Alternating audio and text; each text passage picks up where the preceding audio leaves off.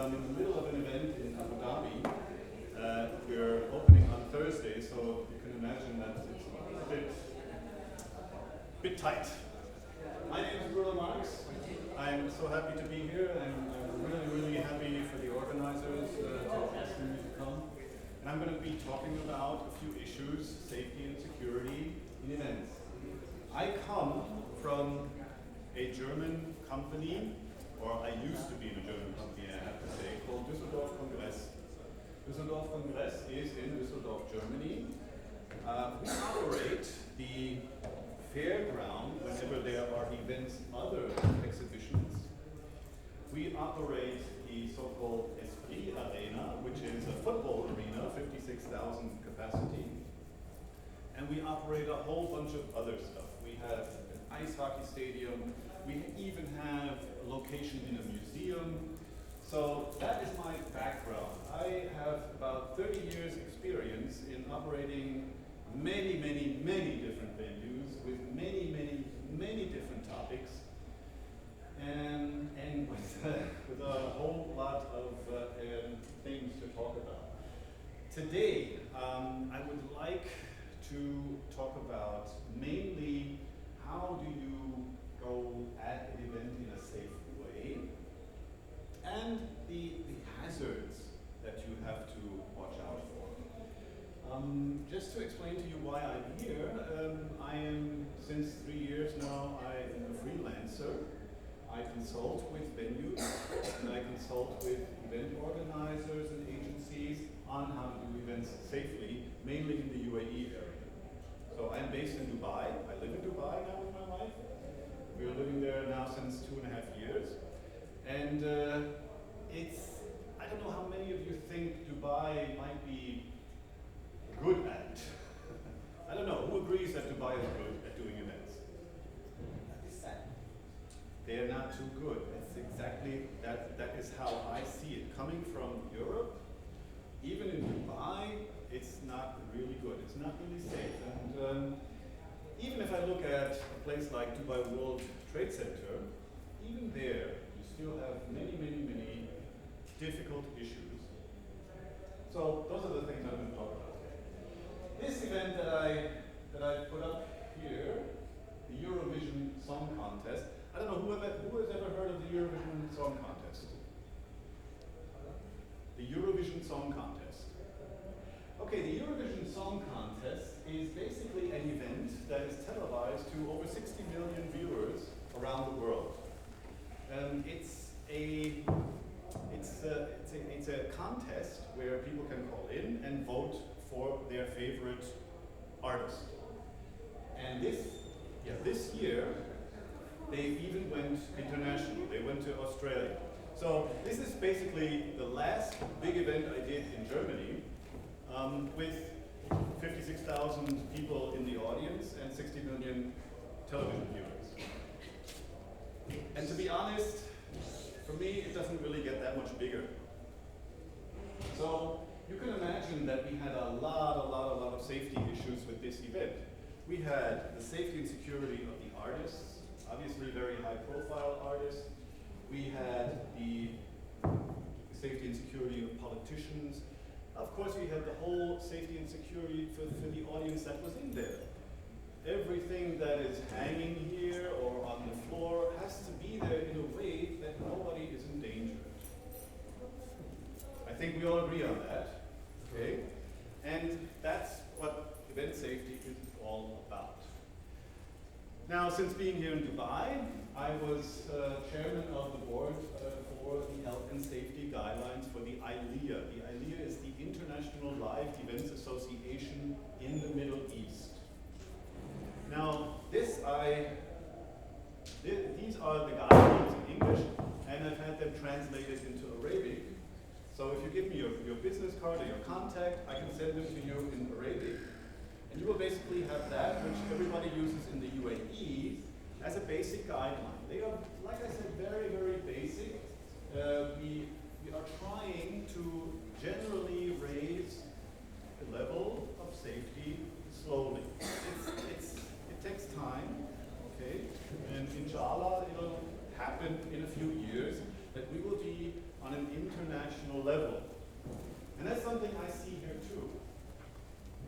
if Saudi Arabia wants to attract events on an international level, then obviously you have to have guidelines in place, rules in place that are on the same level. Otherwise, you won't get people here. They won't come because they won't feel safe. Just as an example, everybody knows the Formula One racetrack in Abu Dhabi? Yeah. They had a huge event for Intel. Intel, everybody knows, is the computer company from America. And Intel sent people over about a year before the event even started just to look at the place to see if it was safe enough to bring their people there. Because they didn't want to do it in a place where they didn't feel it was safe. And that's something that's sort of getting, they're getting the idea now in Dubai and in Abu Dhabi that they have to raise their level of safety in order to comply to international standards so that they can get these events in. Obviously, these events, they make a lot of money. Let's be honest. I mean, these are millions and millions of dirhams that go through there. So everybody's very, very much interested in doing these events. The people I did these guidelines with are on a very, very high level in Dubai and Abu Dhabi. I had the technical director of Dubai World Trade Center with me, and from ADNEC Exhibition Center in Abu Dhabi, I had the vice president of operations from Flash Entertainment. I don't know if anybody knows Flash Entertainment from Abu Dhabi. Flash does all the events around Formula One. All the concerts and everything that happen with the Formula One, plus they do a whole bunch of other stuff. So these guidelines are basically the essence of very, very highly regarded people in the UAE. So I think you can do a lot with these guidelines. Another thing is that, of course, we have internationally recognized guidelines. Now, you don't have to take pictures because you'll get the presentation anyway, and the links will be in there, so you can go there directly. But let's just look at a few here. I think this one is most interesting because this is a guideline that has been written by UK venues. What they basically did was they looked at their venues, they looked at what kind of level of safety they wanted, and they put it all in that guideline. And this is used the world around. So Dubai World Trade Center basically has copied this, and a whole lot of other venues that I probably don't even know about. We have something very German here, the DIN. I don't know who's ever heard of the DIN? The Deutsche Industrienorm, the German industrial norm. This is also a very wide organization. It started, I don't know, I think sometime around 1900 with screws. They wanted to make sure that everybody in the world, if they said they had an 8mm screw, that screw would fit anywhere else in the world. That's why they gave out a norm, and that's how it started, and now we have, I don't know, 16,000 norms or something. And I was lucky to be on the committee for the event venues. There is actually a norm for event venues. For instance, one of the things that's in there says that you should have daylight in a conference room. I forgot to put on my timer as soon as it started. So in a room like this, in a German conference room, you would want daylight. Does anybody have an idea why? Daylight, yes.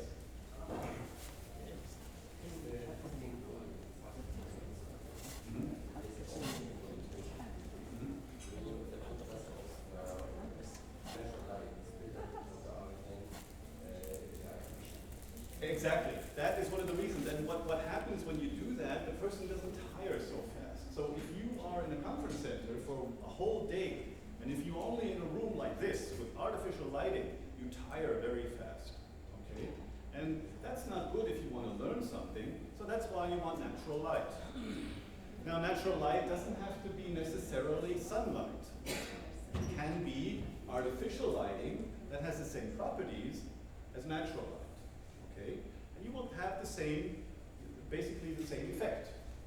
Your eyes will not tire, as you said, and you won't tire that fast. So normally about 2 o'clock in the afternoon, when everybody comes back from lunch, you'll see their heads going.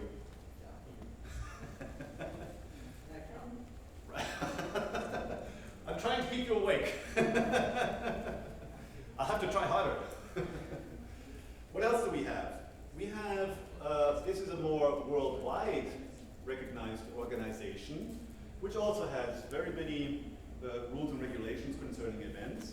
We have the NFPA. You've probably heard of the NFPA. I think it's very widespread in the building industry. So there are a lot of regulations in there concerning things like this, your fire extinguisher, right? Or emergency lights, things like that, okay?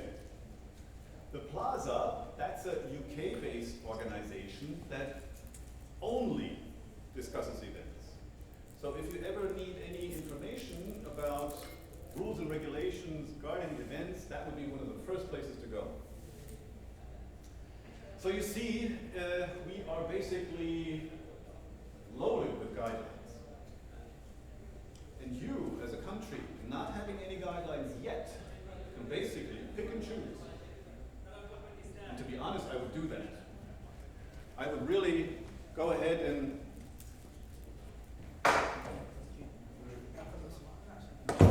take the best. Because a lot of people have thought about these things in many different ways, and some of them would probably be better here than others, okay? So enough about guidelines. Let's talk a little about the venue. And you'll see in a minute why I put an airplane in there.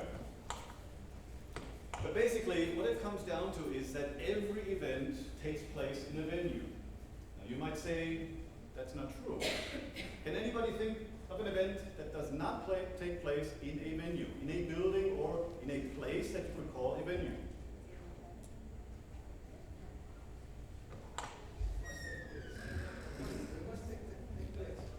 It must take place somewhere, right?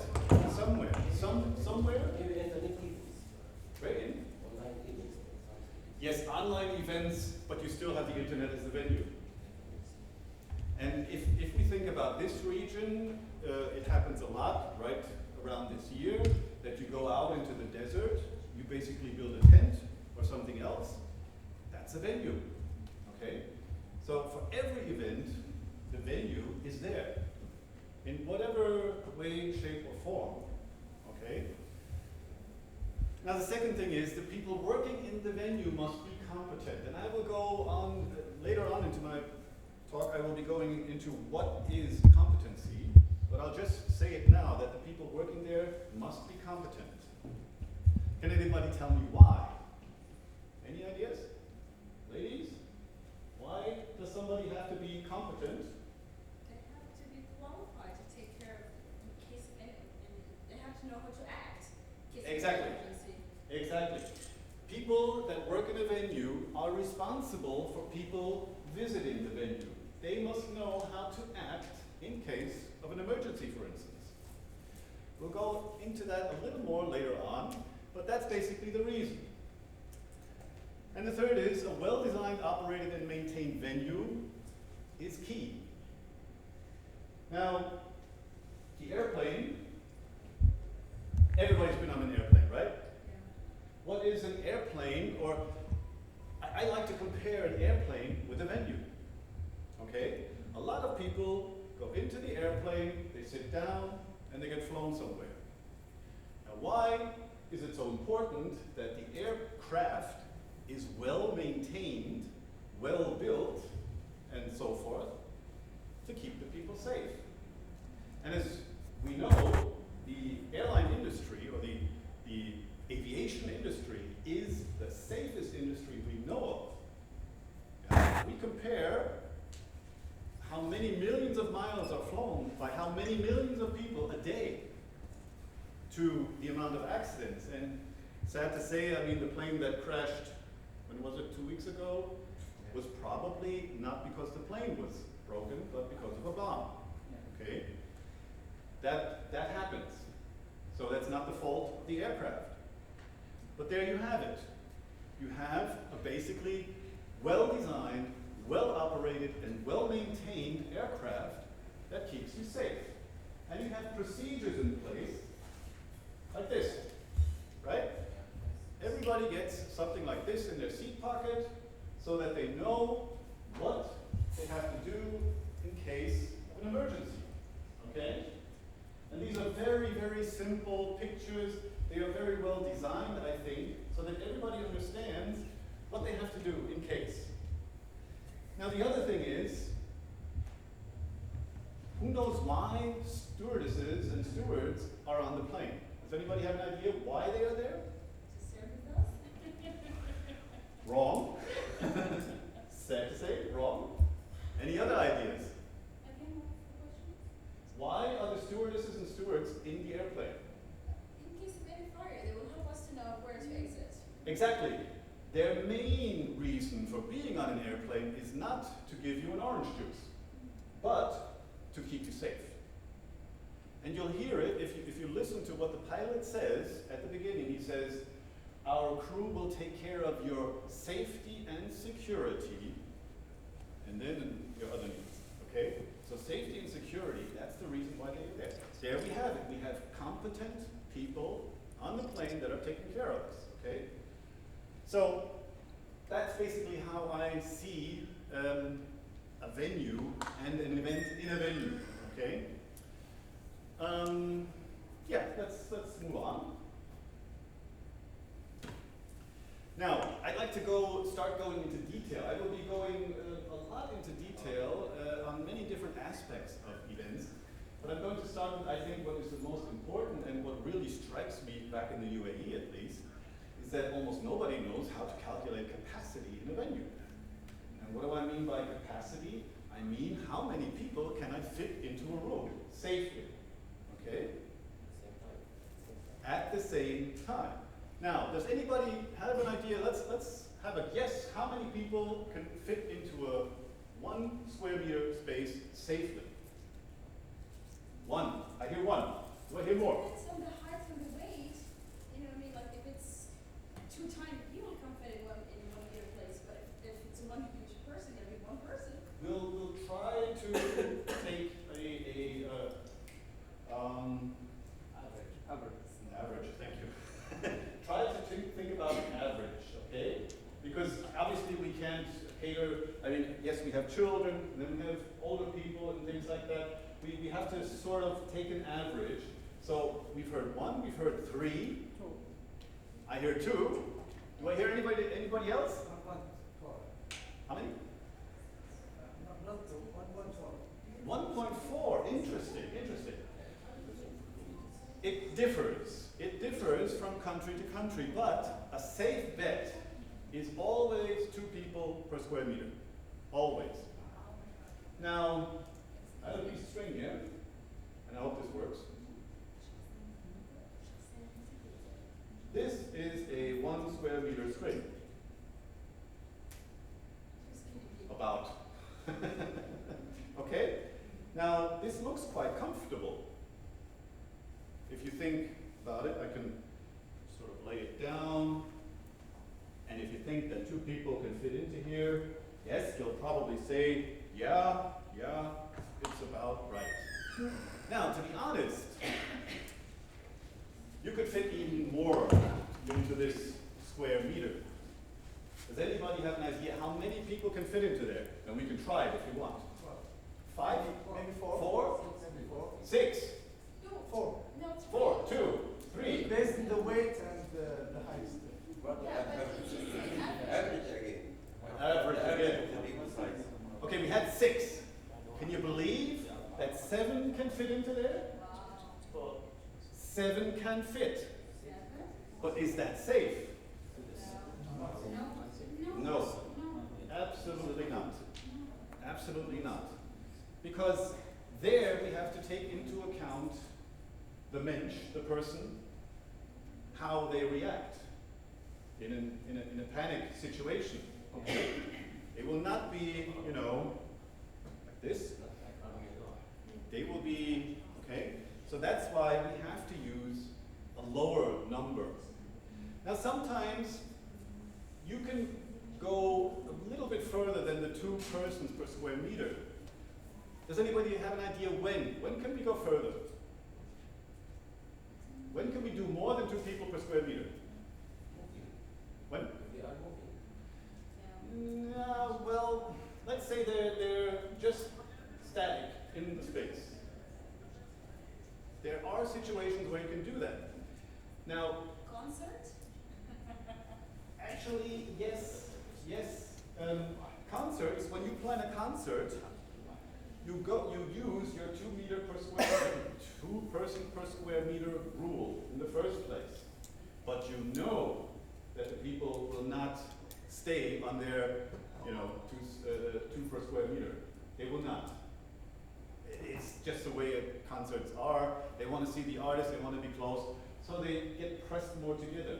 Now, knowing that, you take that into account. You have security there that watch out that nothing bad happens, because that's the way it is.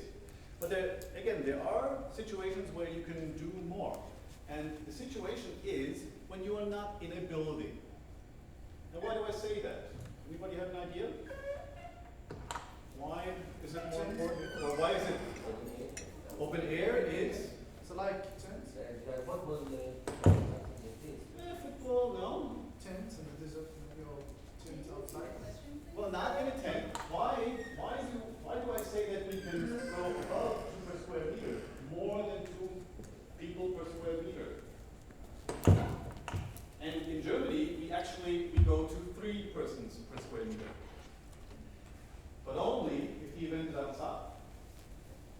Now, why would I say that? Why is it a difference if the event is outside? And I'm not talking about tent, right?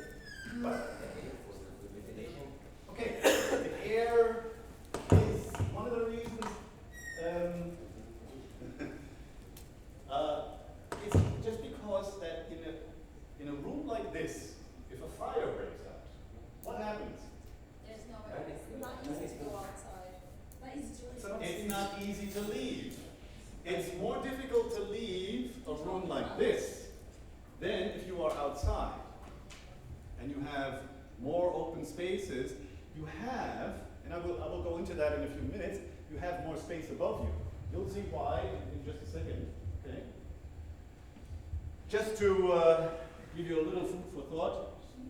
So what's wrong here? The exit it's supposed to be from inside to outside. Not Yes. from It's outside locked. to inside. Exactly. It's locked. Locked. That's the thing. It's just locked. Can anybody guess where I saw that? No. It was in Jeddah. In Jeddah. Happy. Something like that. I won't say where. Sometimes hotels do that, and sadly, we had a tragic accident again a few weeks ago, I think in Romania. Yes, we'll go into that in a second. But what happened was, again, the doors were locked, people couldn't get out, and people died. Okay? So, this is a very bad situation. And the lady just said, yes, the door has to be easily opened. There you have your building regulations. Now, in Germany, we have a very, very special law. It is really a law how event venues have to be built. Now, why do we do that? Because in an event venue, you have many more people than, say, in an apartment building in one space. So it's much more difficult. The situation, if something should arise, is much more difficult. And that's why we say our doors must be built in a specific way. They must be built with so-called push bars. Now, I think those will work. I'm not really sure because I couldn't test them because they were locked, okay? And something else that you see there, which I would say is not so good, is that there. Yeah, it's just a basic red exit sign, yeah. Yeah. Here, it's very good. You see the exit sign up there? It's lit. And that's something when you look at why event venues are so expensive, you don't see it at first. But if you think about what is behind this, okay, this is a very special light. It will stay on when everything else goes off. It will tell everybody where the door is. And it has to stay on for at least 2 hours. So there is a whole lot of technical stuff behind it which we don't see, which makes the building more expensive, which makes the venue more expensive. Okay, that's one of the reasons. I mean, I had this discussion in Germany a lot with our clients. Why are we so expensive? And if you get the chance, you can take the clients behind the scenes and show them what we have. What we have that keeps their clients and visitors safe, right? Okay, so again, another rule for capacity. When we look at rooms like this, okay, we have the square meter area, right? We also have something else. What is the other limiting factor for capacity? Any idea? The exits. Exactly, the exits. Right. How many exits I need for how many people there? So Right. I must identify how many exits and the side, the exit. Right, exactly. Must because we have a rule for this. Now, in I think pretty much in Europe, we have a rule that says people are around 60 centimeters wide. And if we want 2 people to exit a door at one time, the door has to be at least 1.20 meters wide. Which is, so these doors, I would say they're a good 1.80 meters. So how many people can we get through there? 3. Now, in Germany, the metric is the following. In a 1.20 meters door, you get 200 people through them in the time needed to evacuate. What is the time of evacuation? The time is 3 to 4 minutes. Okay? How many can we get through a door with 1.80 meters? Any guesses? Maybe 3? 3 to 4? 4 minutes. No. How many people, if we get 200 people through a 1.20 meters wide door, how many do we get through in a 1.80 meters door? It's simple mathematics. We can't hear you here. How many people, if we get 200 people through a door that is 1.20 meters wide, how many can we get through a door that is 1.80 meters wide? Take a guess. 200 through a 1.20 meters door. Within I can make it simpler. 1 minute, 2 minutes. 60 centimeters would be 100 people. 1 minute. Don't count the minutes. Don't worry about the minutes. The time factor is not there. 300. Yes. 300, exactly. Because if you have 60 centimeter wide doors, which are not allowed, okay, you get 100 people through them. If you have 1.20 meters, you get 200. If you have 1.80 meters, 300. 2.40 meters is 400. Right a prize. Okay, so that again is a basic metric you can use when you look at a venue to see how many people you can get through the door. Okay, so we've discussed 2 numbers now. We've discussed the 2 persons per square meter, and we've discussed the width of the doors. Correct? Everybody with me? Yes. Now if we look at this room, we can say this room is 200 square meters, which means how many people? 100. What? 2 people per square meter, 200 square meters, 400. Yes. We can say 400 people fit into this room using the square meter rule. Now the doors, okay, we only have 1 door that's marked as an exit sign. How many people can go through that door? We're saying it's 180? Yes. 300. Which number do you use when you want to calculate your capacity? The higher one or the lower one? The lower one. Because the lower number is your limiting factor. Okay? Either the room is too small, or the doors are too small. So whichever calculation gives you the smaller number, that's your capacity. Another thing when you calculate the square meters, I mean, this room is pretty simple because we don't have a stage and we don't have any areas like front of house. Who doesn't know what front of house means?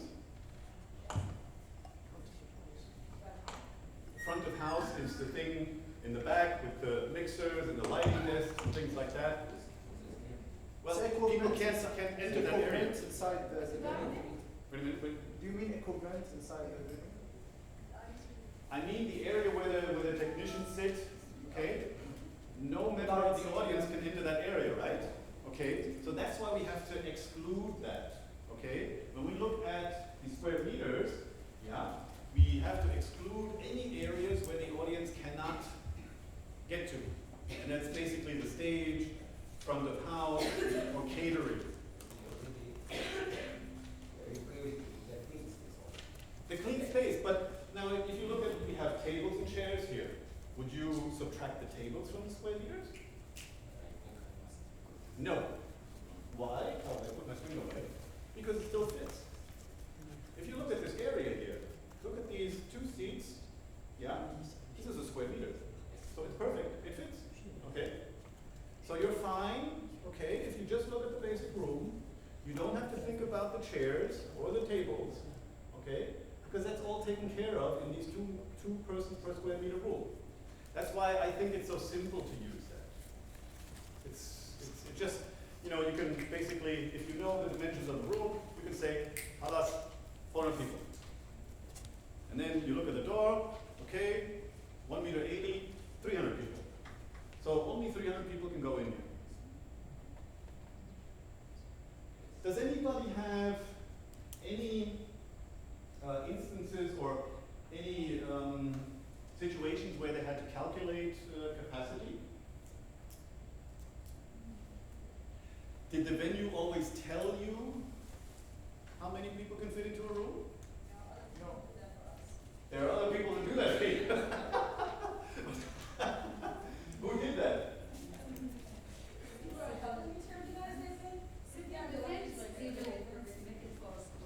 Yeah.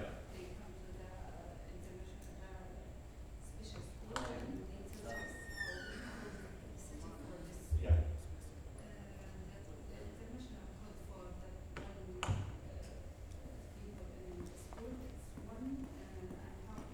One and a half persons per square meter, right? So that's even less. And to be honest, it depends on the situation.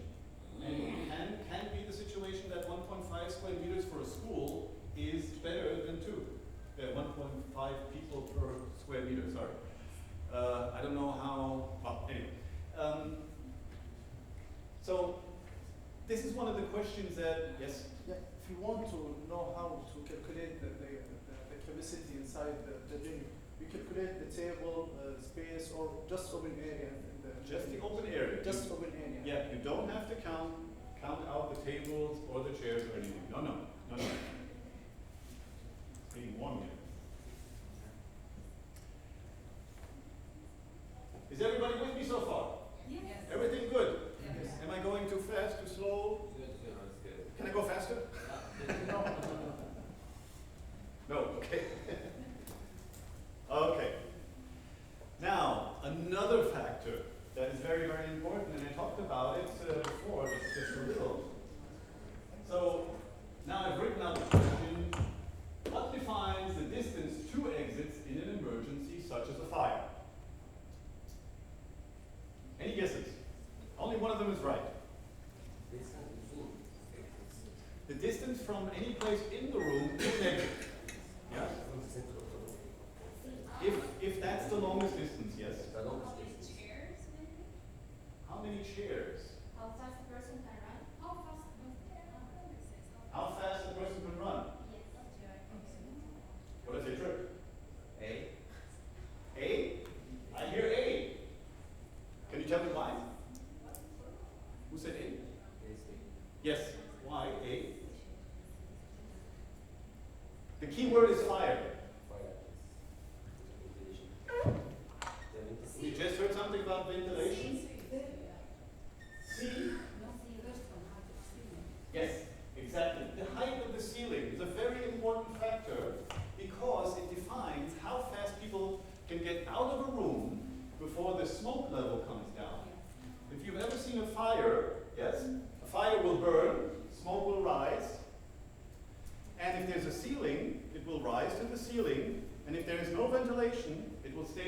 then gradually come down. And that is exactly the reason why the height of a room is important in the evacuation. Now, downstairs, we have a large room with a low ceiling. I am not really sure how it was calculated, okay? But I'm pretty sure that nobody thought about it. And I just hope that there is smoke ventilation in that room, so that the smoke gets carried off before it can come down, so that the people can get out safely. Okay? So, it doesn't matter how fast a person can run, that doesn't count, because we cannot influence that. What we can influence is the height of a room. If you look at exhibition rooms, yes, exhibition rooms, when they get larger, they have to get higher. Otherwise, they are not safe. Okay? We have a simple rule in Germany, which is a bit difficult to understand, but just keep in mind that when you have a large area, a large room, and a low ceiling, that's dangerous. All right?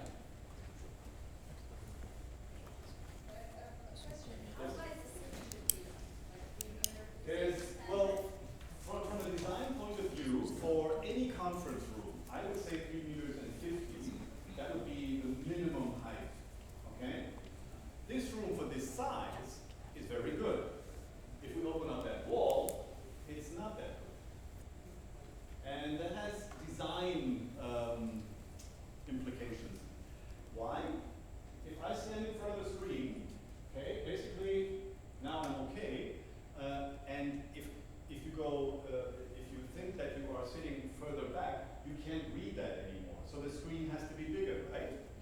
Okay? The further back a room is, the further away the person sits from the screen, the bigger the screen has to become. Or you have to have more screens. That's another solution, right? But normally we want to have the screens in front because it's just better for the show, okay? So if we think about this room going back another 20 meters, the people in the back could not read this anymore. It would have to be bigger. But there are actually exact rules as to how to calculate that. A bit complicated, but and I think you can guess that it just has to get higher this year. And there's another reason. When we have such larger rooms, we also have technology in the rooms, right? Does anybody know what rigging is? Rigging. Has anybody ever heard of rigging? Rigging, no. Okay, you don't see it in this room. You don't see it here much at all, but rigging has become a very important part of events. Rigging is that which is hung from the ceiling. You see it, I'll show you a picture later where you'll see a whole lot of rigging gone wrong, because we're going to talk a little bit about that, okay? We'll just leave it there for the moment, but just concerning the room height, obviously, if you hang lights up there, it reduces the height you can go with the screen, right? So your room keeps on getting smaller and smaller and smaller. That's why you have to have a good ceiling height from the beginning, all right? If I would give, let's say, a good standard would be for a room that is 2,000 square meters, 8 meters height would be good. Okay? Now, something I noticed here in this region is you have a lot of chandeliers. And they're very, very nice. But if you think about things wanting to be rigged, which we will see later, they're in the way. So that's another design thing. I would like to see these chandeliers that they could be removed, okay? So that you could at least have, if you have a stage here, you see, like I'm not lit now. And if you've been in the other room, you saw there was no light on the stage. I don't know who noticed that that everybody that stood in front on stage didn't have any light on them. Did it bother you? It's okay. It bothers me a lot. It bothers me a lot because people that stand up there, they should be highlighted, right? I think that's why they're there. If they're, you know, and you have to think about the people sitting further in the back. They see nothing but, you know, some shadow moving up front, okay? So that's why I think it's important to have lights on stage. And that's basically why everybody does it.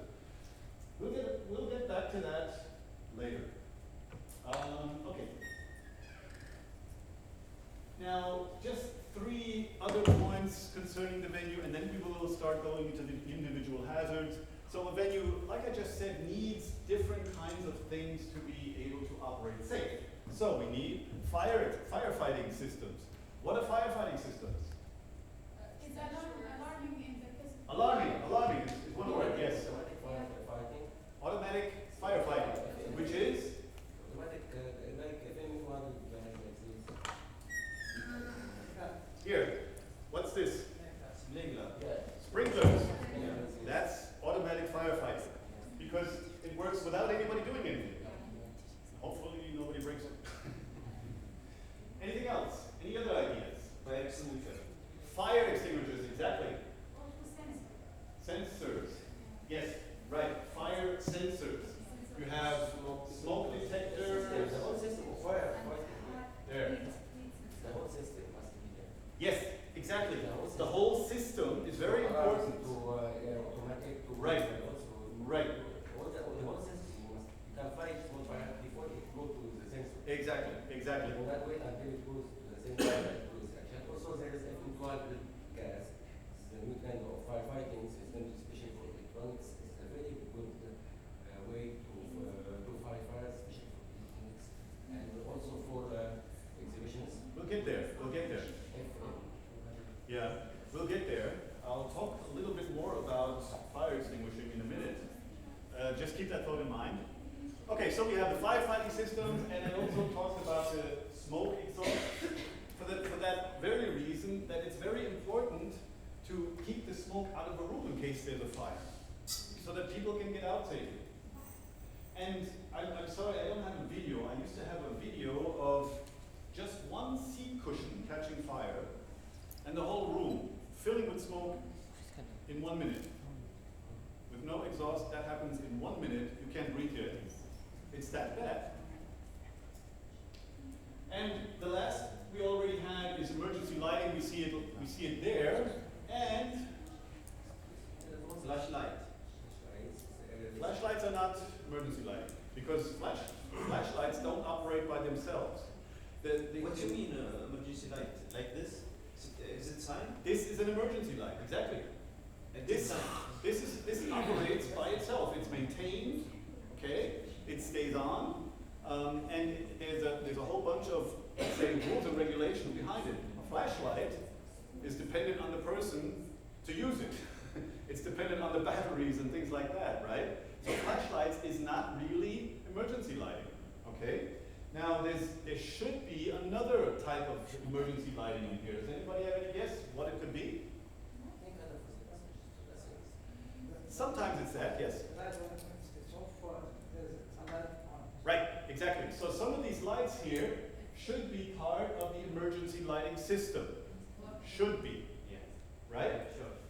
So that not only the exits are lit, but also the room is at least a little bit lit, so that we can all kind of find our way out safely, right?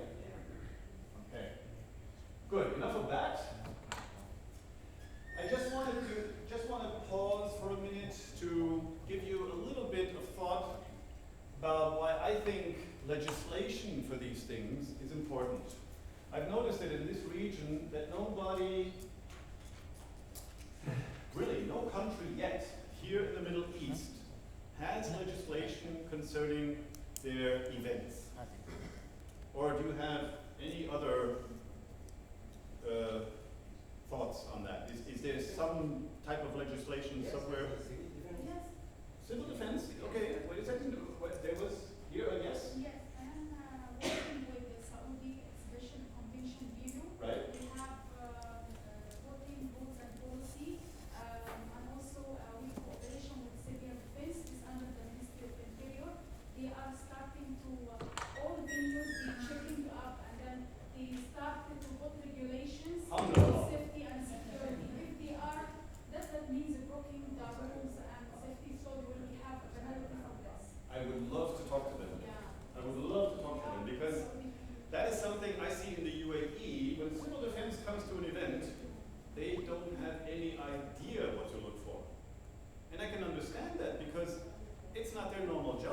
to look at events and see if there's something wrong, right? The organizer should, yes, but now think about it. When civil defense looks at something, right? If we take a normal building, an apartment building, for instance, okay? An apartment building has to be built according to building codes and regulations, right? Where do we have that in the event industry? If we look at an individual event, an event is also built. You can say that an event, while it is being built, is a construction site. Many countries say exactly that, which is a problem for us. A problem for those people working on the event, because then you have a whole lot of rules and regulations that don't make sense. Okay? So, if civil defense comes to the event at any point, they don't have anything to compare to. Okay? Because all that they do is they look at their rule book, they say, okay, that fire escape, no, that is not okay because it's not according to these rules. They don't have these rules. So what happens when something happens at an event? Does anybody have any guess? At least in the UAE it happens. Any idea? Change request. Excuse me? Change request. Change the course. No, request to change the. They can, well, think of the situation where, let's say a worker fell from a ladder during the build of an event. Exactly. They shut down the event. They shut down the whole build. And if you've ever done large events and you get shut down for one day, do you know how much time and money you lose? It's incredible. Okay? So that's why, and to be honest, I don't blame them. They don't have anything to compare to. There's nothing there. So that's why I think legislation is very, very important. And to be honest, if Saudi Arabia wants to do something different than any other country here in the Middle East, I would say put legislation in place specifically for events. Before. Exactly, before. And it's not like Saudi Arabia has to, I'm just thinking of the German, has to pull it out of the hat. Oh, geez. It's not like they have to find something new, okay? They don't have to invent the wheel again. All they need is to look at other countries, like I said in the beginning, look at the rules and regulations they have in place, and think about what it is they want, and put that into legislation. To be honest, I can do it in 2 days. It's that easy. Because it's already there. You don't have to think about it anew. Okay? So I skipped a bit through the first point. The guidance to building a building, that's obviously the first thing to do. Okay? I've seen buildings in the UAE, mainly hotels. To be honest, I get scared when I go in. I get really scared. There was one instance where I saw, I don't know if you've ever been in a sprinkler room where the main sprinklers are. There's big wheels that you turn to turn off the valves, right? Huge wheels. Somebody laid a pipe through that wheel.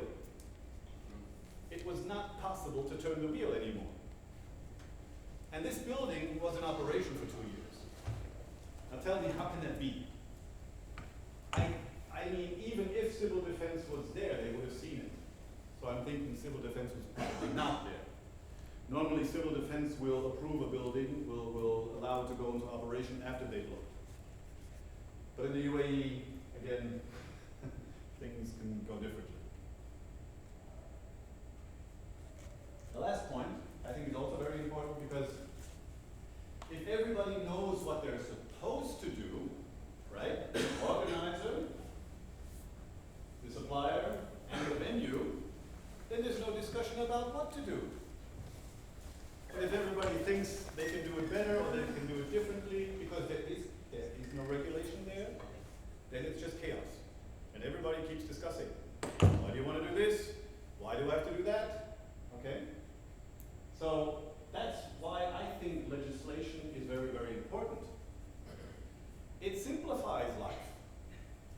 say legislation is bad, oh, we have all these rules and regulations, yada, yada, yada. No, I think, at least in the event industry, it simplifies life. So, let's get into the more nitty-gritty. Identifying hazards. I put 3 major hazards there. We've talked a little about the fire hazards. We haven't talked at all about the electrical hazards yet, and the structural hazards we talked a little about. So I'll, just go through them. Now if you look at this picture, can anyone tell me what I think, or what you think? Could be wrong. Yes? Candle. Candles! Very Candles! cool. Everybody? Right. Can everybody see that? There?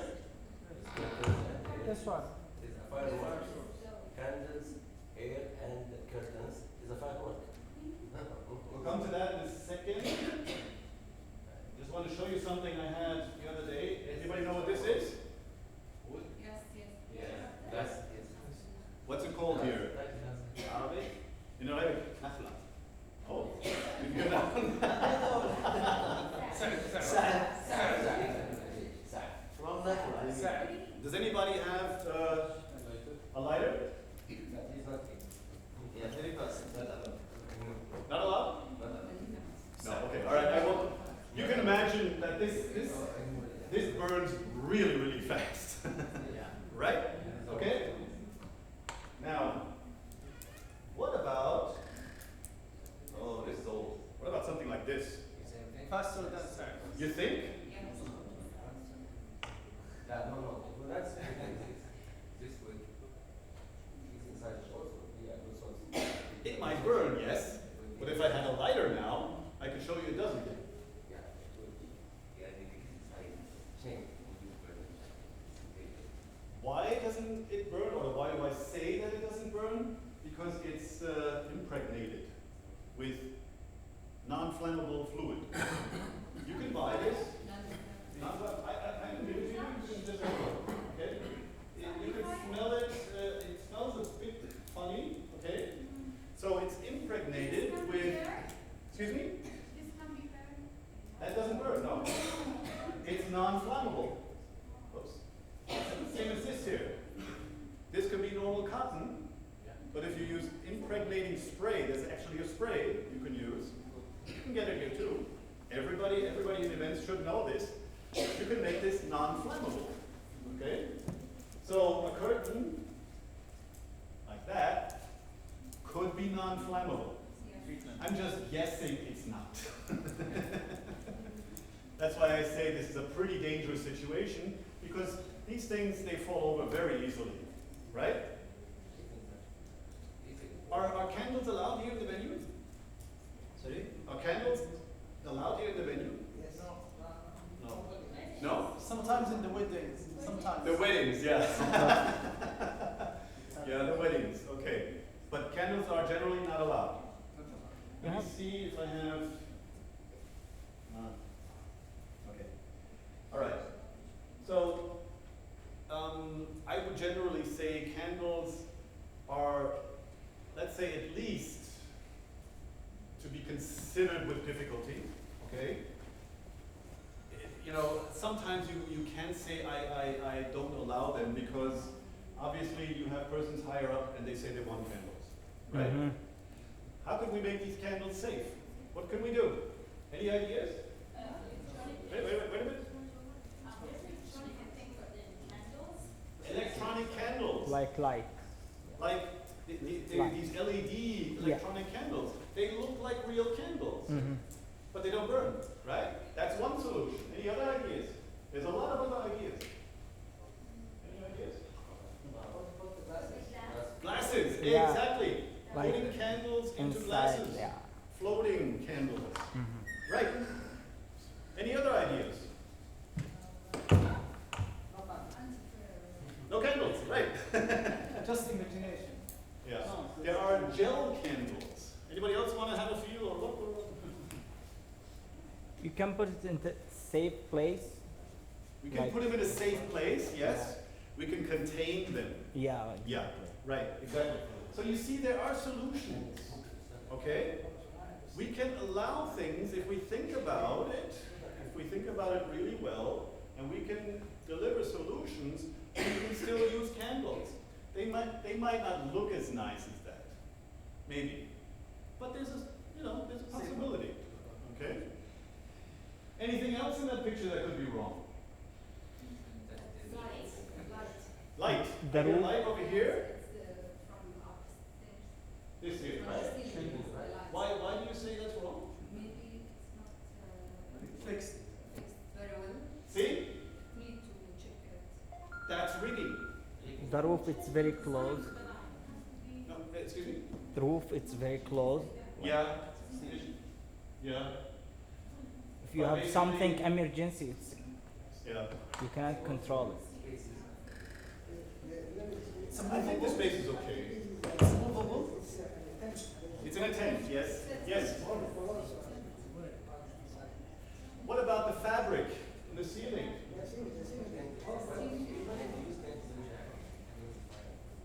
What do we do? Yeah, you have to use right. Not this one. The apple is It's a plastic. Yeah, but then they put this inside so it looks nice. That's the problem. Exactly. If people want to save money, they take the stuff that is not flame retardant, right? Because it's cheaper. That's just the truth of economics. It's cheaper. But if this happens to catch fire, and now look at the situation again. You have the candle here. Right. You have these curtains here, right? Everybody see that? The candles, the curtain, where do they go? All. Up to the ceiling, right? And that burns so fast you wouldn't believe it. The people don't have time to get out, okay? Another thing that might be an issue, I mean, I'd love to try one of these seat coverings here, to see if they're not flammable. These are mostly an issue, these seat coverings. Carpets are not that bad. Why? Because carpets are fixed to the floor, okay? And what happens when you have a carpet fixed to a floor, it can't take up that much energy to burn, okay? Okay, so let's look at how a fire starts. Oh, wait a minute, that was one of mine. Okay, right. What's the most dangerous thing about a fire, or during a fire? Okay, who's for heat? Hands up. One. Anybody else for heat? Nobody? Who's for burning objects? One. Okay, and everybody else is? Smoke. Exactly. Yes, and if you look at the statistics for accidents in a fire, it kills instantly. Smoke will kill you faster than heat. Yes? And I mean, especially us living here in this region, we should know that. We bear a lot of heat. But smoke will kill you really instantly, okay? So keep that in mind when you think about your events. Think about things burning, and think about especially the fabrics you use and things you don't see, seat cushions. Or another thing is drapings on the wall, or curtains on a stage, okay? These things all have to be non-flammable or at least flame retardant. That's the right name for it. It will cost you more, and I'm sorry, but that's just the way it is. If you want more safety, then you have to pay those few reals more. Any questions up till now? No? Everybody okay? Everybody still with me? Okay, good. So let's look at how a fire starts. A fire needs three basic ingredients. If one of these ingredients is missing, it will not start. So all you have to do to extinguish a fire is take one of these three ingredients away. Okay? You take away the air, the fire goes out. It doesn't have air to breathe. You take away the energy, like a flame or a spark, it won't burn. Okay? Or you material, then it won't burn either. All right? Is that understood? Yes. Okay. So let's look at, oh, okay, we already talked about these different materials. I'll skip that. There are different types of extinguishers, and something I find very interesting here is, let me see. They all have one line. Yeah. Let me see, what is, okay. Oh, here's a, anybody want a can of Pepsi? Somebody.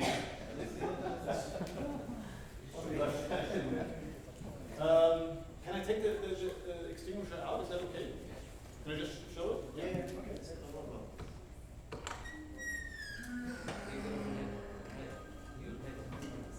Okay. What we have here. Oh,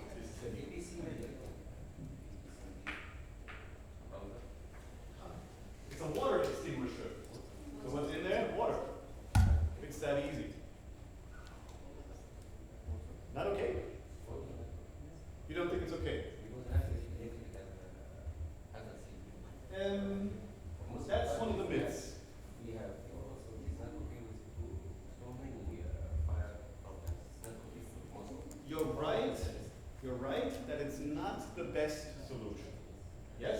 The best solution from my point of view is powder fire extinguisher. That's the best. But water isn't bad because, first of all, even if you have something electrical that's burning, you can still use the water extinguisher. You will not get a shock. The only situation where you could get a shock if you were in a different environment with high voltage. But if we're in a room like this, you could use water to extinguish electric fires. No problem. Okay? This will extinguish most materials. Let me see. Okay? Doesn't say. Well, it will extinguish most fires. But there are important differences. I'm going to move on a little. This is the extinguisher I see most here. A so-called CO2 extinguisher, where you have the big nozzle. Can we just note this back? Oh. So the big nozzle, that's basically how you know it's a CO2 extinguisher. The problem with this extinguisher is it doesn't extinguish as fast as a powder extinguisher, which can be a problem. If your fire is already big, and well, the reason why everybody uses this here is because it doesn't destroy anything. That's the reason. But now we have to think about what are we trying to do? Are we trying to save lives? Or are we trying to save whatever is burning? Lives. So the powder extinguisher is your best choice, okay? Now I have to explain one more thing with the CO2. Another danger, which nobody ever thinks about, is if a person is burning, which can happen, we'll see it later in a short video, it's dangerous to use this. Why? Yes, exactly. The person has to get air. And the way this thing works is, it takes away the air. So what does it do to the person that you are trying to extinguish? And there's another reason you get burns. Because when the CO2 comes out of there, it's really cold. It burns people. So that's why I don't like CO2 extinguishers. The only reason to have them is if you have an electrical installation like a dimmer or something, then by all means put a CO2 extinguisher next to it. That's okay, but that's all. And I see CO2 extinguishers all over the place, and I don't know why.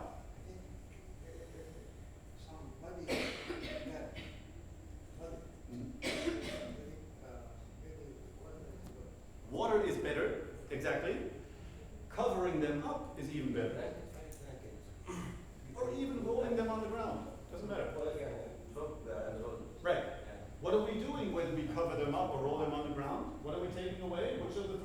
The elements, the oxygen. The oxygen, exactly. The oxygen is taken away. Person doesn't burn it, right? Now there's another type of extinguisher which you should use in very, very specific situations. Especially the chemicals. Especially with chemicals. And I think the most common situation here is when you have events outside and you use generators, right? What do generators need? Fuel. They need either diesel or gasoline, right? And the other fire extinguishers will not extinguish that very well because it's very, very difficult. The reason is that the fuel, it's a liquid. So even if you manage to get the fuel away, it'll come back. Okay? So you can't stop the fire. Right.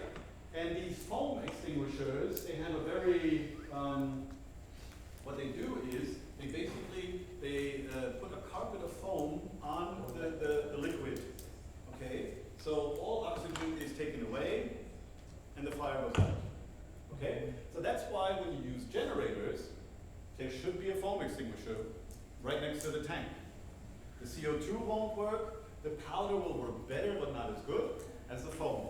And they're not more expensive. Okay? Just so you have an idea, here's a table showing you which one is for what. And yeah, you'll get it in the presentation, right? So when we talk about spaces like this, how many fire extinguishers are necessary?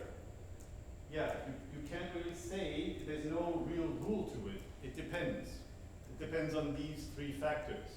The potential hazards. If I had pyrotechnics going here, or if I had a fire breather or something like that, that's a higher hazard. I should have more fire extinguishers than in the normal situation, okay?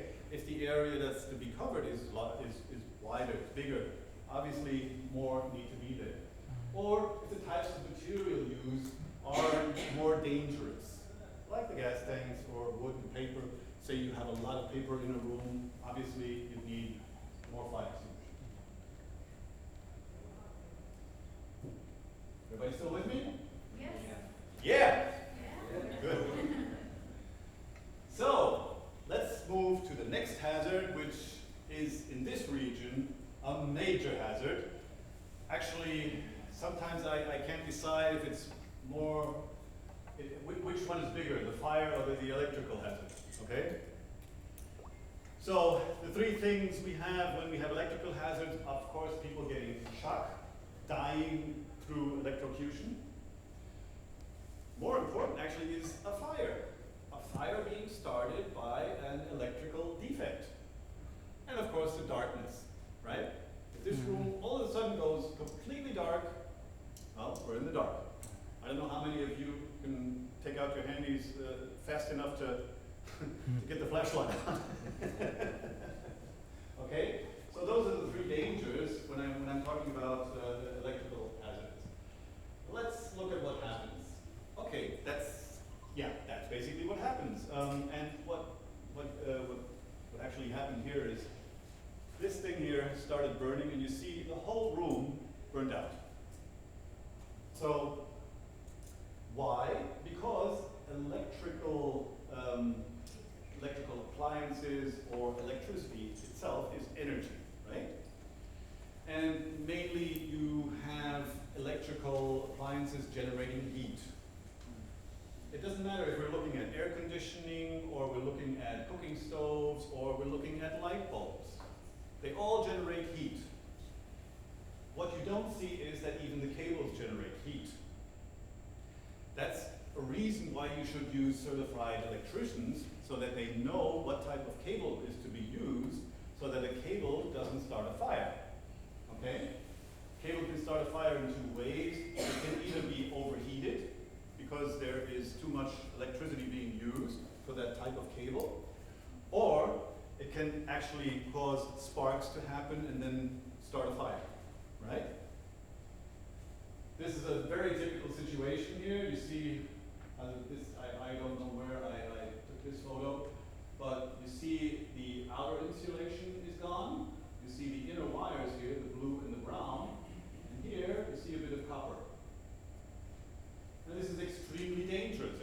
touches that, It shock. and and there are not the correct instruments behind it to reduce that risk of that person touching it. Okay, we do have safety organs here in our electrical wire, or we should have. Yeah. What does so the cable will be fancy. Yeah, The cable the most interesting. I agree. I agree. It will fall down. Yeah. It will get together. It will heat together if you use Yeah. something so. Yeah. Yes, I agree. So it is individual. You use a final or something to Right. Right. cable together. And Yes. also you are moving some furniture, so you will cut. Right. We have some rules they will eat. Yeah, right. So many, and this is the most Yeah. dangerous part. I Yeah. think in SEO. Yeah. Yeah. This is my main. Yeah. Oh yeah. Yeah. They say. Just this step is already. That's why in the event industry we don't use we normally we don't use these cables. These white ones here, right? These white ones, they're for home use only. In events we don't use these because these are plastic.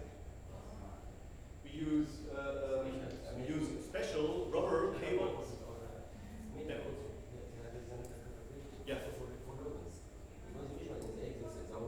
Yeah. They eat. Yeah. Right. So. Yes. What is the proper way to, handle something like that if you have it at home, an open wire?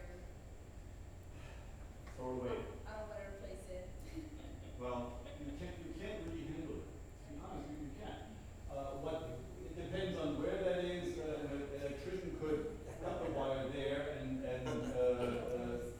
do a new installation into the appliance or something. I see a lot of people that usually use duct tape to cover it. I know. It's duct tape is like 1/10 of the strength of this outer cord. Okay, so there's no solution. Myself, I don't have any solution for this cable. For any side of cable, you can find a special rolling or covering or Yeah. special metal. Yeah. It is flexible. Right. It's flexible. That protects the cable. You can use it when you connect cables or seven. Mhm. Too much actually have are invested they can check for this. Mhm. And also they can move with them. It is not only one Yeah. place in your house or in your Right. That's where I think if I look at a venue, it's important for a venue to have a certified electrician that sees these things and knows how to take care of them. When I do an event, I will never do an event without having a certified electrician with me. I mean, I can see these things, but I have other things to do. So I want somebody there that is competent, and again we'll come to that is competent enough to take care of these things. Okay? Very important. Darkness, obviously, like I said, if you think about stairways, if the light goes out in a stairway and you don't have any emergency lighting in there, people will fall right away. Okay? So let's move on to the structural hazards, and that's the last hazard that I think is most important. That's wrong.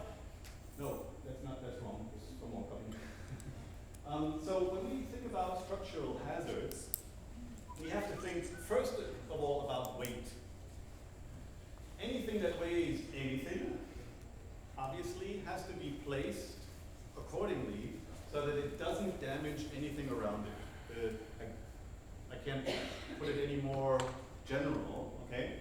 Now, let's go back to our rigging. If we look at the ceiling, what do you see here that could be a hazard? The lights here, yes? What? The beamer? Or the projector? The projector, yes, exactly. Does everybody see that? The projector here? Yes? Now this is a there's a scissor lift here, which I would say is safe. It looks very well made. As far as I can see, the projector is hung up very well. Right, yeah. Mm-hmm. There's no installation there. Okay. So this is what we talk about when we talk about rigging. Rigging comes from the sailing industry. It's basically when sails are put up, all the roping and everything, that's the rigging of a ship. And because we have the rigs, let me just skip forward. Yeah, see, this is a rig gone wrong.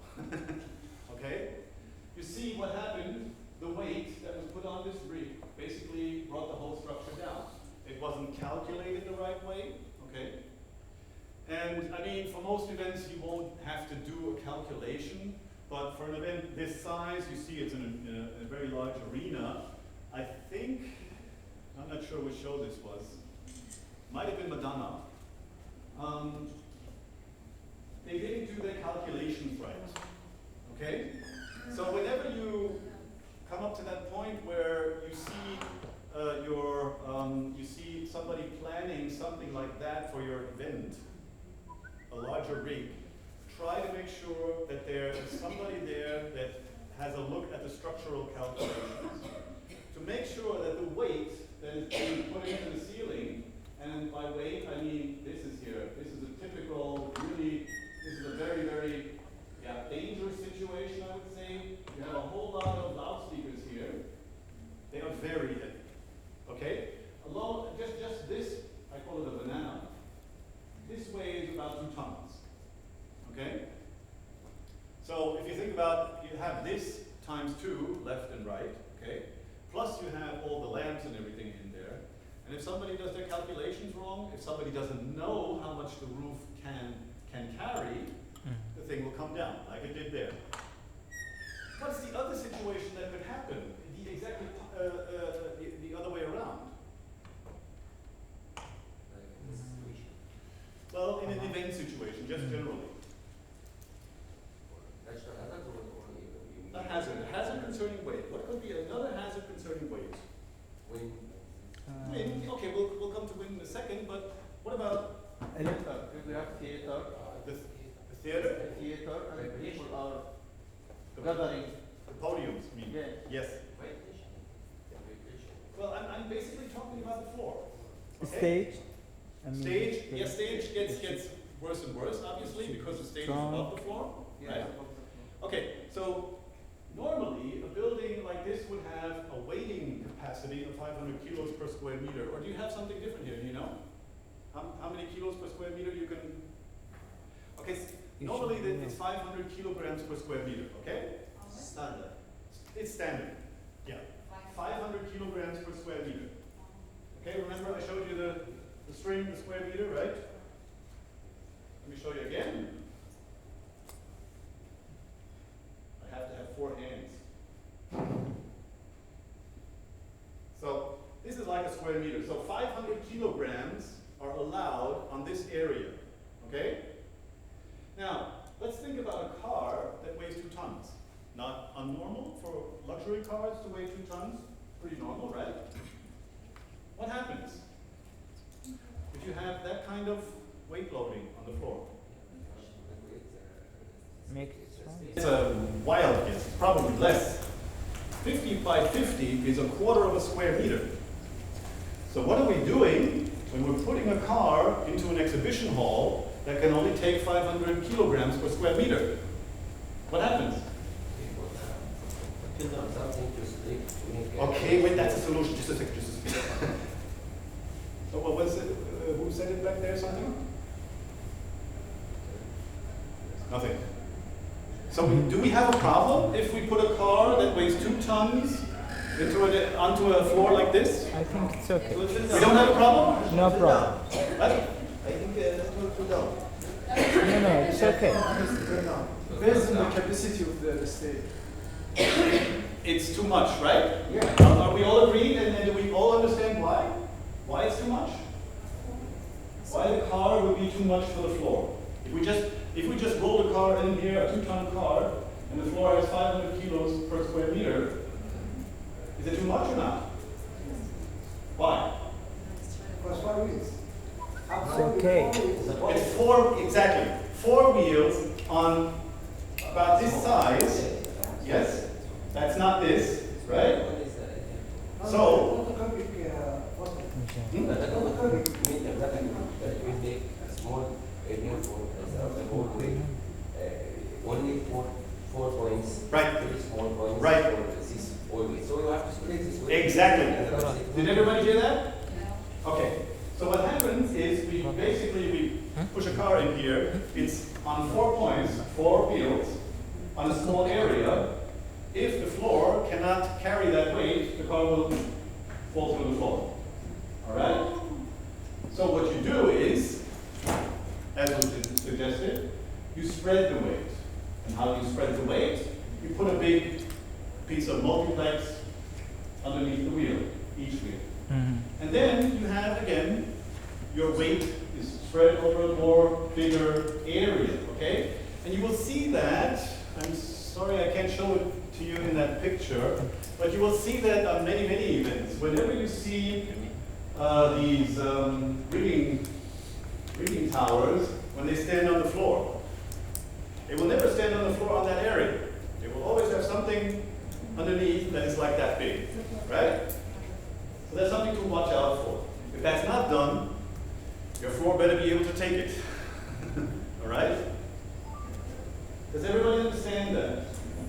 I can't, or I don't want to tell you how to calculate that because that would go too far. But it's just something to keep in mind. If somebody tells you, oh, I want to bring a car in, or I want to bring in a big machine, like I had back in Düsseldorf, we had the printing exhibition, and printing machines are big machines on a very small area. They are very, very heavy. So you have to do a lot of load spreading so that the machines didn't go through the floor. Another thing is, again, thinking about cars. If a car would have to come into this room, let's say the door would be wide enough, it would obviously have to go from the outside through whatever hallway to here, right? The same applies to every part of the floor. I experienced it myself. I'll never forget it. We had built a new extension to the conference center, and the flooring was raised flooring. It's not solid like this. It's hollow. So there's like a space of that between the real floor and the floor you see. And we pushed the first car in there, and the guys had said, yeah, you have 2 tons per square meter. So that would be no problem, right?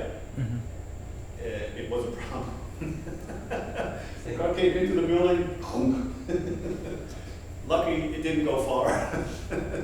But it just crashed through the floor. That happens, okay? The reason was that the floor was buildable. That was the reason. So, just to give you another bit of information, when we do rigging, what also is very, very important, when we hang things up, we don't want them to come down. We only want them to come down when we take them down, right? And think about it, most rigging is done above your visitors, all right? So it's very important that the stuff that is up there stays up there. And how we did it in Germany is we basically had a very simple rule. Everything has to be safed by a safety. Safety is nothing else as a piece of a steel cord around the lamp, around the rigging, basically really loose. So in case the first fastening fails, the thing will not come down. It will basically fall into this wire loop. Is that understood? You can look, when you see events here, when you see rigging, when you see the lamps hanging up there, you will see that good companies at least put a safety around the lamp. You'll see a thin wire going around it. That's your safety, okay? Okay, so we basically took care of the first 2 points. The third point is called dynamics. I'm sorry, I don't have any other word for it, but it's all about moving objects, yes? If you think about when something is hanging there, it's not moving, okay? If we start to move that thing, it has different characteristics, it gets more dangerous. So if you see these shows where like lighting is moving or video screens are moving open and shut, those are even more difficult. Okay, so you just have to keep in mind that when something starts moving, there has to be higher precautions taken. Okay? I'm not going, well, let's try. This is something that you see very, very often here in this region when something is hanging from the ceiling. And think about a piece of string. I mean, I don't have a weight on it, but if I just hold this piece, I get another string. If I hold this piece of string, just like this, it tries to hang straight, right? And that is the best situation you can have. Because then all the forces are in a straight line. That's what I'm trying to show there, okay? With the straight lines, that is okay. As soon as you see anything going like this, that gets dangerous. And the people have to know what they are doing. You see this very often in rigging, when rigging points just don't fit, okay? So you have a point in the ceiling where you connect your chain or your wire rope, and it just doesn't fit with the point that's on the rigging, so it goes like this, yeah? Okay? Now, the thing is that these points that are installed, they are only made for a load that goes like this. If you put this in, what happens is the screw up here, yes, it gets loaded in a way that is not allowed.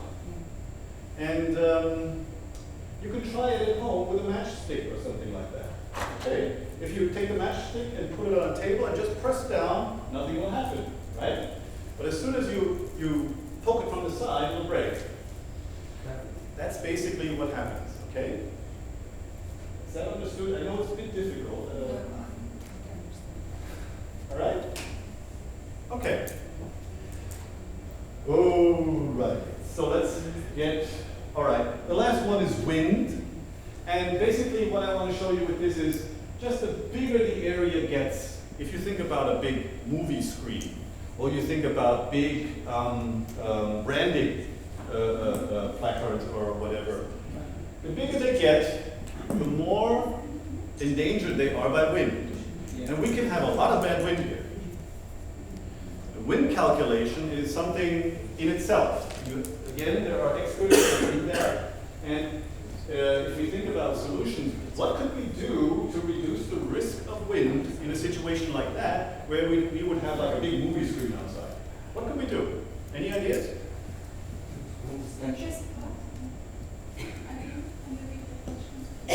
What could we do if we have a big movie screen outside and we want to make it more windproof? We want to make it more safe. Make holes. Make holes. Where? In the back? In the screen. Yeah. Doesn't look too good, right? But you're right. You're absolutely right. There are screens made for outdoors that have holes in them. But you don't see it. Okay? If you would look at the screen, it has a lot of little holes in it. It's the same with branding. If you put up big screens with branding, there are different kinds of fabrics that you can use so that the wind can basically go through. Okay? Oh, these are typical rigging defects. I just put them in there. These are things you see very often. Okay, you have them. I won't go into detail on them, but these are things that you can see very, very often. You have to, when you get the presentation, you have to look at this picture very closely. You'll see that there are breaks in the welding. Okay? If you get the chance, and if during an event build you can look a little closer at these trussings and everything, just have a short look, see if it looks banged up, dirty, or has bent trussing or things like that. That's when you know that thing is not usable anymore. Okay? If there's anything really wrong with it, not good. Don't use it because it will lose its load-bearing capacity as soon as it gets loaded. Okay? The other thing is a lot of slings are used here, and here you see the sling is damaged, right? And the wire ropes, you know, these things. I wish I had one with me, but I couldn't bring it on the plane. These where lights are hung up and things like that. They have to be basically they have to look shiny and new. Okay? They should be bent. Or they shouldn't have knots in them or things like that. Oh, this was an interesting picture I found. I don't know if you can see it. I don't know if you can see what's wrong with it. It's hard to see. Wait. Let me see.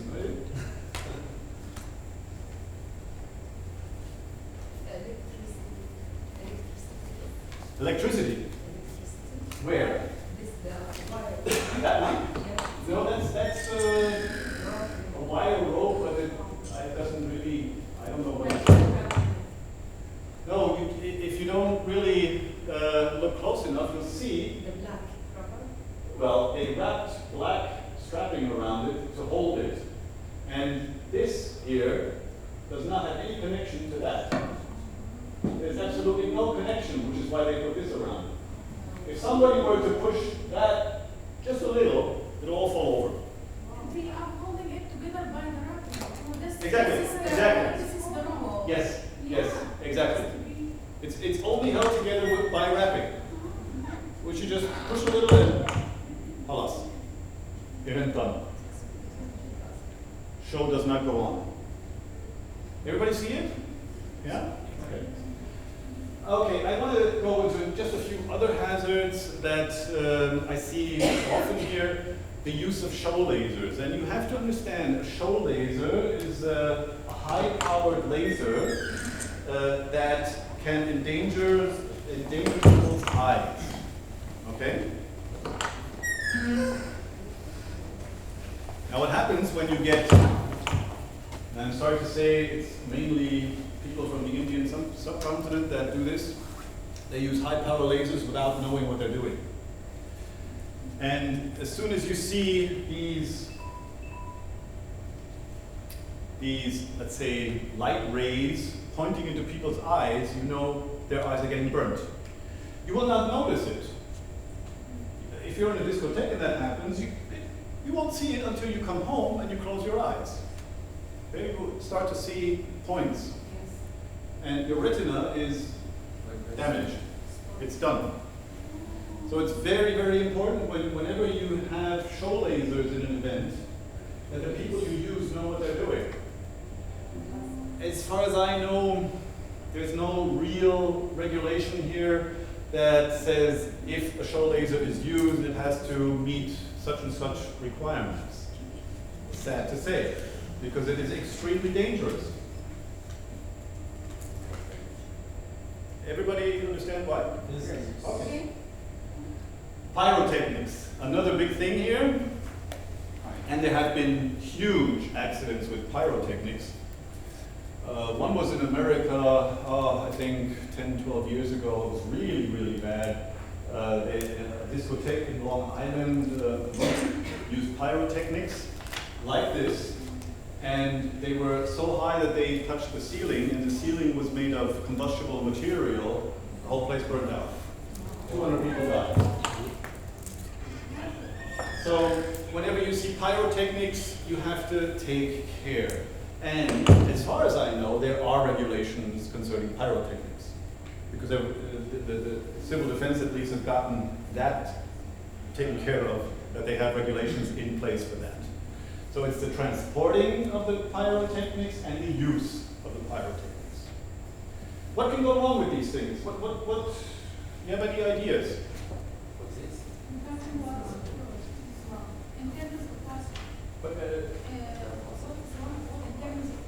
Yeah, well, what can happen? Who can get hurt? The people. People? Smoke? Right. All those things, right?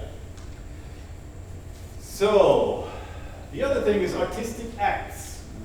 You have that in Dubai at least a lot now, where you have people doing things like that above visitors and doing it in an unsafe way. And by unsafe, I don't mean that they themselves are unsafe, but you don't see it, but above here, this obviously has to be hung up on something, right? That's unsafe. We have 5 minutes. What? 5 minutes? Oh my God. Okay, stroboscopes, why are they dangerous? Excuse me? Oh my God. Why are stroboscopes dangerous? Because stroboscopes, when anybody is susceptible to an epileptic shock, yeah. It's a meaning. It's a flashing light. It flashes very fast. You see it in discotheques and clubs. It flashes very bright, very fast. And people that have a brain deficiency, they start to spasm. Okay, it's really bad. Okay, loud music, very obvious. Although the most important thing is that you have to think about it's not only the one situation where you experience loud music, but it's the amount of situations where you experience loud music. Because once your hearing is damaged, it doesn't recover. The next time you are exposed to loud music, it gets worse, and it keeps getting worse. Fog, another thing. What could be the danger here with fog? Suffocation, exactly.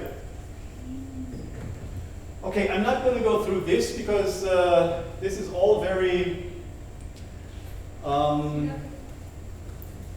yeah, it's explained in the presentation. So just to have a quick go through the competency. Which one of these numbers do you think is competent? Which person is competent? 1, 2, 3, or 4? It's a bit difficult, but 2. number 2. I hear number 2. Number 3. One more. 2. Okay. 2 is the correct one. It's a balance between all of them. It's a balance between these 4 things. Okay? So everybody has to have the skill to do work. They have to have experience. They have to know what they are supposed to do, which means scope of work. Okay? So they don't do something that they're not supposed to do. And they have to take responsibility. So that, for me, is a definition of competence. Okay, I'll go through this a little faster because it just explains those 4 points, okay? What about this here? Is that person competent? Safety shoes, no safety. No safety shoes. No shoes at all. Another thing is, you can't see it, but this structure was actually used for a podium, for a VIP podium, for the ruler of Abu Dhabi, which I thought was a little bit crazy, because this is just so bad. Yes. It's just terrible. You will have to use qualified persons. Right. This one is good. Just have a look. I hope. Oh. Oh. Doesn't it work? No. Wait a minute. It's a video. It's a short video. Yeah. It doesn't work. No, it won't play. I'm sorry. Okay. And yeah, use safety checklists. And you can do these yourselves. I can give you safety checklists. Basically, you know, when you do events and you get more and more experience, just list down these things that have gone wrong or you think might have gone wrong and have them in a checklist. Checklists are always good because you can give them to people that aren't that knowledgeable and they will still do a good job. Okay? Yeah. Now I'm an notify me if something goes wrong or before something goes wrong. Okay, then you have my contact. Just so everybody knows, I'll be having a much deeper workshop in Dubai on the 14th of December. Anybody that's interested in coming, I'll send you, if I get the contacts from the organizer, I don't know, or just give me your business card if you're interested. Yeah, they have.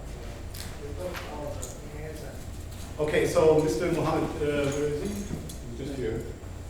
Oh, he took your emails. Okay, so if he gives them to me, then I can inform you about these things. And another thing that I would like to, well, what you should really do is go to the ILEA website. That's ILEA, ILEA-ME.com. There you'll have the health and safety guidelines. If they're only in English, you'll get them from me in Arabic. Okay? But you'll also find a whole lot more information about the events industry. The ILEA is the only association in the Middle East that takes care of people in the event industry.